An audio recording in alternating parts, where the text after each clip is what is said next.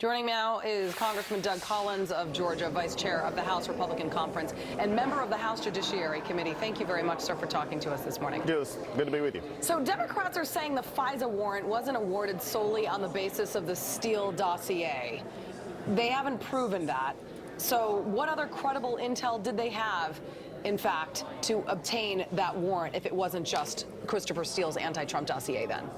Well, I think that's the point that they're trying to obfuscate on for a while now, and I think this is the issue. The interesting issue is they put forth in their memo, and they're trying to do something that, frankly, they've been fighting now for the last year. It is the Democrats on the Intelligence Committee that have been lacking transparency, not wanting to see the subpoenas, not wanting to see the documents here, and as they've been going on, and now they're coming back and saying, well, it wasn't the only thing. Well, it was the lead. It was one of the main prominent pieces in their argument before the FISA court. I think when you look at it from that perspective, is if it was not so important, then why don't you just leave it out? If it wasn't important enough to keep in, why would you include it? The reason they included it is because it was a made part, and that's what the Democrats just don't want to deal with when you're dealing with a tainted information that actually was paid for through DNC and Clinton campaign. These are the kind of things that the bias that was being evident, they don't want to bring forward, and they're trying to do everything to just sort of shift attention from that.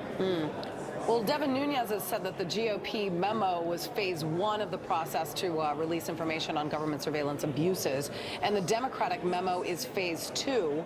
So then what more are we going to learn in the Democrats' counter memo if, in fact, it wasn't an abuse of the FISA court? Well, I think what we have seen so far is that there is enough questions coming into account, and when you're looking at the information given to the FISA court and the lack of transparency or the lack of forthrightness on those presenting the application to say that there was not bias by especially in the Steele dossier, to say that there is an agenda being perpetrated here only about 18 days if you go back before the actual election. These are the kind of things that I think need to come out and continue to be vetted, because I think the American people need to know. Remember, the FISA court and system itself came out of intelligence abuses in the 70s. This is where this actually came from. And Congress is simply doing what Congress is supposed to do, and that is provide oversight. So I'm not sure what the Democrats are upset about. Yeah, I mean, they want the Republicans to vet their memo, and then yet they don't want to vet their memo. Yesterday, Adam Schiff said Democrats want to make sure the White House does not redact our memo for political purposes. But then on the same day, the president, during a speech in Ohio, celebrated the release of the GOP memo, boasting on how the Democrats were caught in the act. So if the president is open to releasing the counter memo, then what in the world is Schiff even talking about?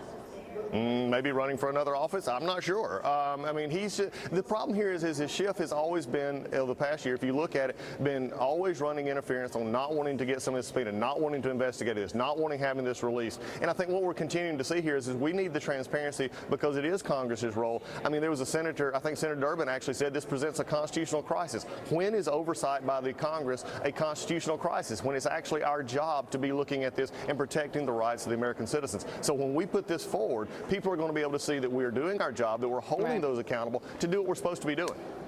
Congressman Doug Collins, thank you very much. Appreciate you coming on.